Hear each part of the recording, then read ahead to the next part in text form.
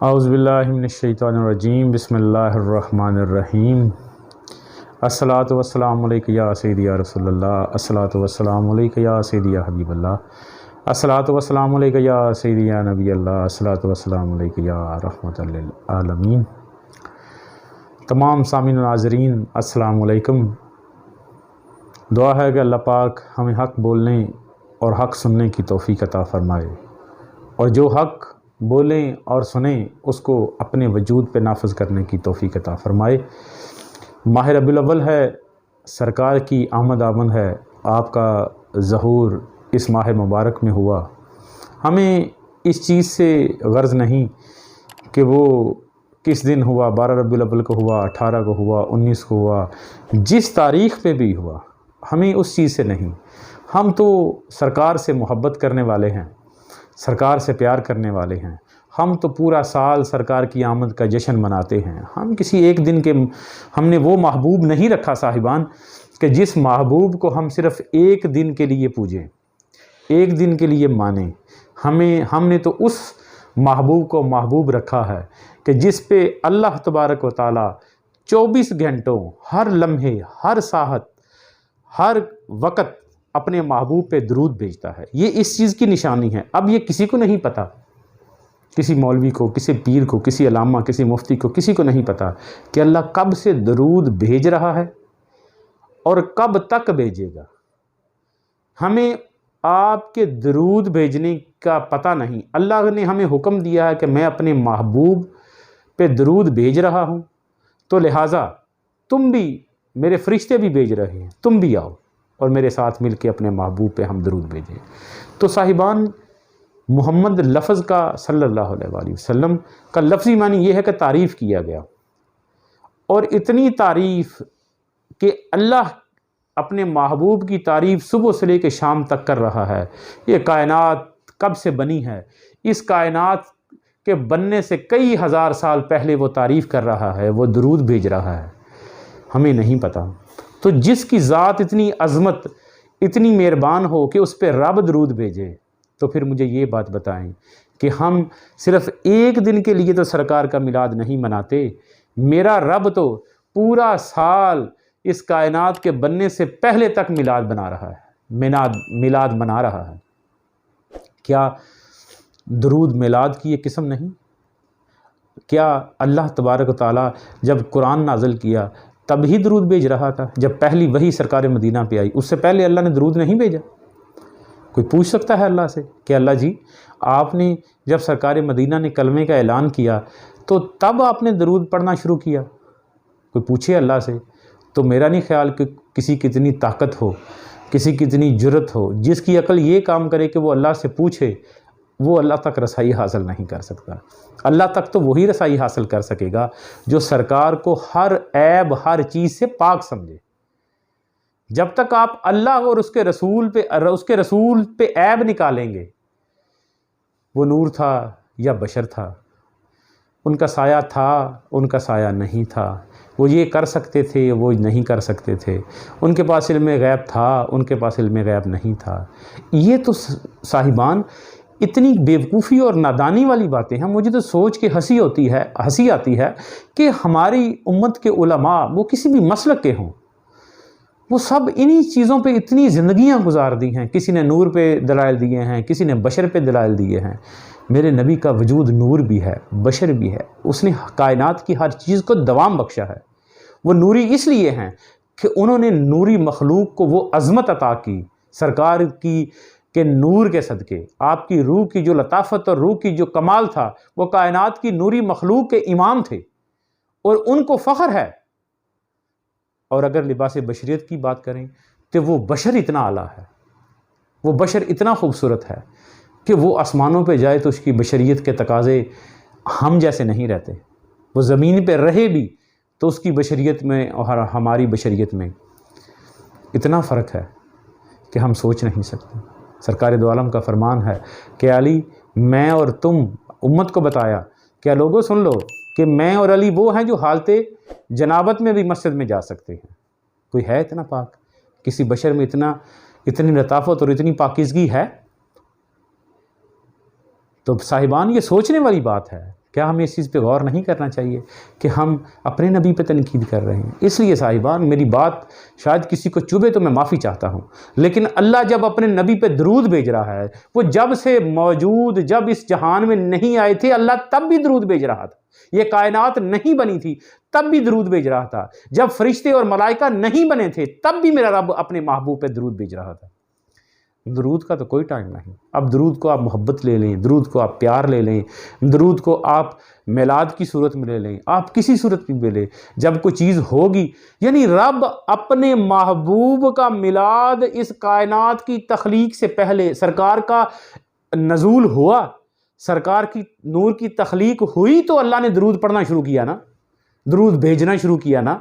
تو جب اللہ نے وہ پہلی ساتھ جب سرکار کو خلق کیا تھا، جب پہلا اول ما خلق اللہ نوری، سرکار دو عالم نے فرمایا کہ سب سے پہلے اللہ نے میرا نور خلق کیا، تو صاحبان محترم میرا وجدان یہ کہتا ہے کہ جب اللہ نے سرکار دو عالم کو تخلیق بخشی، سرکار کا نور خلق ہوا، اس کائنات کی جہان، اور جب کچھ نہیں تھا، کنت کنزا مخفیا والی بات پہ، اس حدیث قدسی کی روح سے میں بات کر رہا ہوں، جب اللہ تبارک و تعالیٰ نے سرکار دو عالم کا نور خلق کیا، وہ نور خلق ہوا، اللہ نے اسی لمحے درود پڑھا، اسی لمحے درود بھیجا۔ تو صاحبان محترم اللہ نے تو وہ میلاد جب پہلا سرکار کا ظہور ہوا، یاد رکھیے گا، جب پہلا نور تخلیق ہوا سرکار دو عالم کا، سرکار مصطفیٰ کا، تو پھر اللہ تب سے درود بھیج رہا ہے، اللہ تب سے درود پڑھ رہا ہے، یعنی سرکار کی آمد ہوئی تو اللہ درود بھیج رہا ہے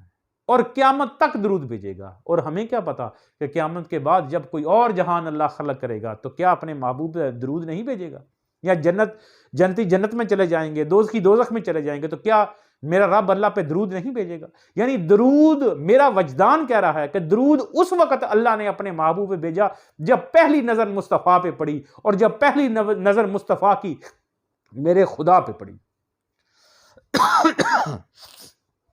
درود تو تب سے ہوا، یعنی سرکار کی آمد ہوئی اور میرے رب نے درود بھیجا، یعنی یہ آمد کی خوشی میں میرے رب نے اپنے محبوب پہ درود بھیجا، اور جب تک رب درود پڑے گا ہم خوشی مناتے رہیں گے، جب تک رب درود اپنے محبوب پہ پڑے گا۔ وہ صرف ماہ ربیع الاول کی بات نہیں، 12 مہینے میرے محبوب کی محبت اور پیار اور اس کے جشن اور اس کی آمد کی خوشیاں اللہ آج تک منا رہا ہے۔ تو مجھے یہ سمجھ نہیں آتی مسلمانوں کو ہی تکلیف کیوں ہوتی ہے، کلمہ پڑھنے والوں کو ہی تکلیف کیوں ہوتی ہے؟ ان کو ہی صرف نبی کا میلاد منانا شرک آتا ہے، بدعت آتی ہے۔ ہم نبی پہ شرک اور بدعت اور ان کی محبت کے تقاضے میں یہ ساری چیزیں کرتے ہیں، نہیں جی شریعت سے باہر ہے۔ کیا بات ہے بلال عظیم، اور مجھے یہ بات بتائیں، بلال عظیم نے جو جتنے کام کیے تھے وہ شریعت کے اندر تھے؟ ویسے کرنی نے جب اپنے دانت نکال دیے تھے وہ شریعت کے اندر تھے؟ کون سی شریعت کہتی ہے کہ اپنے محبوب کا ایک دانت شہید ہو تو سرکار نے سارے کے سارے دانت نکال دیے؟ یہ کون سی شریعت تھی؟ محبت کے تقاضے اور ہوتے ہیں صاحبان، عقل کے تقاضے اور ہوتے ہیں، عشق کے تقاضے اور ہوتے ہیں۔ یہ محبت اور عشق کی بات ہے کہ اپنا میرا رب مال کو مختار ہو کے اپنے محبوب کے جشن اور آمد کی خوشی آج تک منا رہا ہے، درود بھیج رہا ہے، وہ آمد کی بات ہے، وہ لمحہ ہی بڑا خوبصورت تھا۔ تو اللہ جب اپنے محبوب پہ درود بھیج رہا ہے، اول سے لے کے آخر تک بھیجے گا، تو پھر ہمیں ان کا درود بھیجنے میں، ان کی خوشی منانے میں تکلیف کیا ہے؟ محبت کا تقاضا تو یہ ہے، سرکار کی آمد مرحبا، سرکار کی آمد مرحبا۔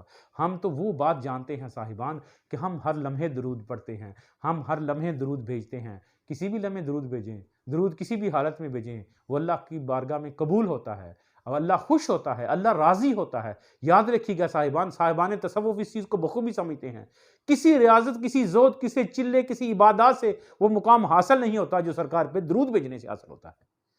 کیوں کہ یہ اللہ کا فعل ہے، اللہ کر رہا ہے، یہ معاملہ میں نہیں کہہ رہا کہ اللہ عبادت کر رہا ہے، اللہ یہ کام کر رہا ہے۔ جو کام اللہ کرے، کی خیال ہے، جو کام اللہ کرے وہ میرا خیال ہے کہ وہ بہت اعلیٰ ہوتا ہے۔ ہم تو سرکار کے کاموں کو بڑا اعلیٰ سمجھتے ہیں، وہ اتنا اعلیٰ ہے، اتنا خلق عظیم ہے۔ تو پھر مجھے یہ بات بتائیں، اللہ جب کام کر رہا ہے، یہ تو اللہ کی سنت ہے درود بھیجنا، یعنی اگر دوسرے لفظوں میں میں کہوں، بہت سارے بندے اس چیز کو شاید برا منائیں، لیکن دوسرے لفظوں میں میں اگر کہوں تو یہ حقیقی بات ہے، میرا رب آج تک اپنے محبوب کی آمد کی خوشی منا رہا ہے اور درود بھیج رہا ہے۔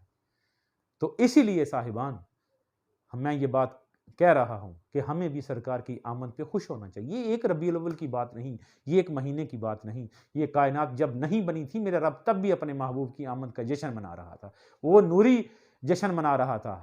ہم خاکی جشن منا رہے ہیں، ہم تو خاک کے پتلے ہیں، کیا ہماری اس محبت ہی اس آخرت میں کامیاب ہو جائے؟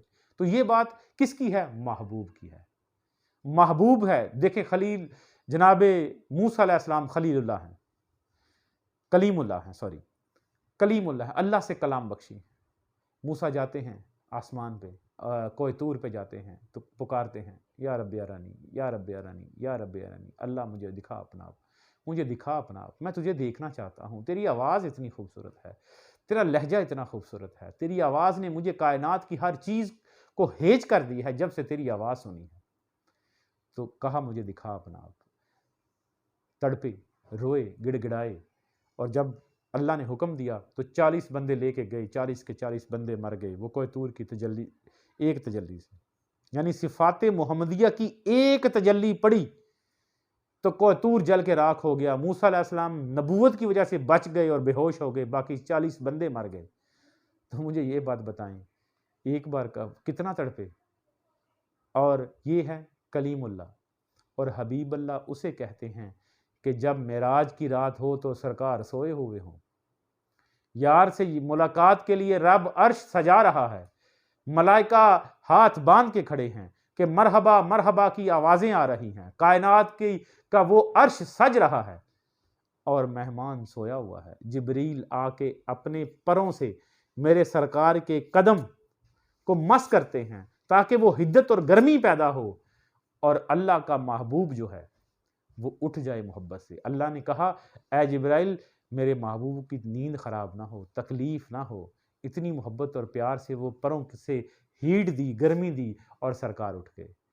تو جبرائیل ہاتھ باندھ کے کھڑے تھے، کہا یا رسول اللہ صلی اللہ علیہ وسلم، اللہ یہ چاہ رہا ہے کہ آپ عرش پہ تشریف فرما ہوں۔ تو صاحبان یہ بات ہے، کلیم اللہ اسے کہتے ہیں جو کہے یا رب ارنی یا رب ارنی یا رب ارنی، اور حبیب اللہ اس کو کہتے ہیں وہ جو سویا ہو اور رب کہہ اٹھے کہ میں محبوب، میں تجھے دیکھنا چاہتا ہوں، میں تجھے پاس بلا کے دیکھنا چاہتا ہوں۔ حالانکہ اس کائنات کی وہ آنکھ جو رب ذوالجلال کی آنکھ ہے، اس کی آنکھ نہیں لیکن وہ بصیر ہے، وہ سمیع ہے، اس کے کان نہیں وہ سنتا ہے۔ تو جس کے کان نہیں، جس کی آنکھ نہیں، جو دیکھتا بھی ہے، جو سنتا بھی ہے، جو ہر جگہ پہ موجود بھی ہے، تو وہ تڑپ رہا ہے میرے حبیب آ آسمان پہ، آج مجھے اپنی زیارت سے مجھے مستفید فرما۔ ملائکہ ترس رہے ہیں، جنتی ترس رہے ہیں کہ ہمیں دیکھنے کے لیے۔ یاد رکھیے گا صاحبان، بات کڑوی ہو، بری لگے تو معافی چاہتا ہوں، سرکار معراج کرنے نہیں تھے گئے، سرکار معراج کرنے نہیں تھے گئے، سرکار معراج کروانے گئے تھے آسمان پہ، اپنا آپ دکھانے گئے تھے، اپنے آپ کو لوگوں پہ عیاں کرنے گئے تھے۔ رب بھی اپنے محبوب کو بخوبی جانتا تھا اور حبیب بھی اپنے رب کو بخوبی جانتا تھا، ان کو کہنے کی ضرورت نہیں تھی یا رب ارنی یا رب ارنی، وہ تو دیکھے والے تھے، دونوں نے ایک دوسرے کو اچھے طریقے سے دیکھا ہوا تھا، وہ عاشق اور معشوق تھے، وہ محبت کرنے والے تھے۔ موسیٰ کلیم اللہ اسے کہتے ہیں جو اللہ کے لیے تڑپے، اور حبیب اللہ اس کو کہتے ہیں جس کے لیے ذات خود تڑپے اور بلائے اور درود بھیجے۔ اللہ پاک ہمیں اپنے حبیب کے صدقے اپنی محبت اور پیار میں رہنے، ادب اور آداب کے رہنے کی توفیق عطا فرمائے۔ وما علینا الا البلاغ المبین۔